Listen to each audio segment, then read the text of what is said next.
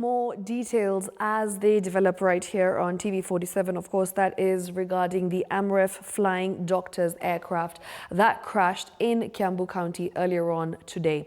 Right now, moving on to other stories. Remember, I had spoken about this particular story that is in the Interior Cabinet Secretary Kipchumba Murkomen, who has promised the creation of a specialized police unit to tackle the growing cases of human trafficking, especially involving children.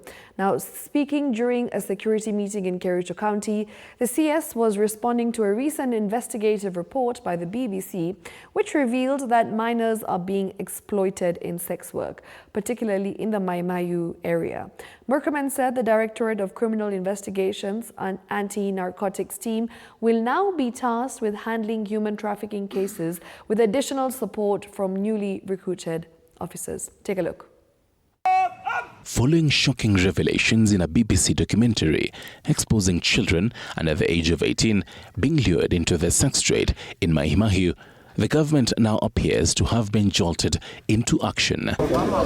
Interior Cabinet Secretary Kipchumba Murkomen has announced the formation of a special intelligence unit specifically tasked with combating human trafficking, the sexual exploitation of minors, gender-based violence, and sodomy-related crimes. And we think that the department that is dealing with anti-narcotics can be strengthened and widened to make sure that it deals also with sex trafficking in persons, including children, so that because that's very high crime. He added that the DCI department, currently responsible for cracking down on illegal brews, will now be assigned this expanded mandate. Tuna mpango ya kuhakikisha kwamba ile idara ya polisi ya DCI ambayo inahusikana na mambo ya anti-narcotics tunaweza ku-strengthen na kupanua kuhakikisha kwamba pia iko na mambo ya trafficking in persons. Additionally, Murkomen revealed that some of the newly recruited police officers will be deployed to this special unit,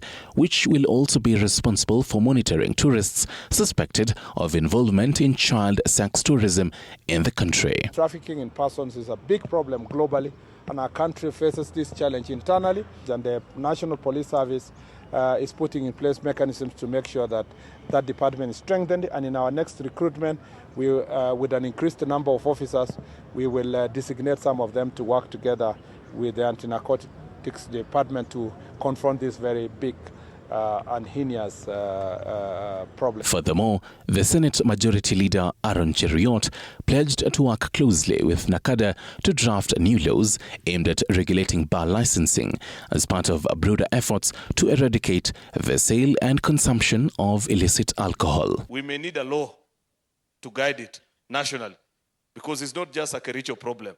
This is something we need to review.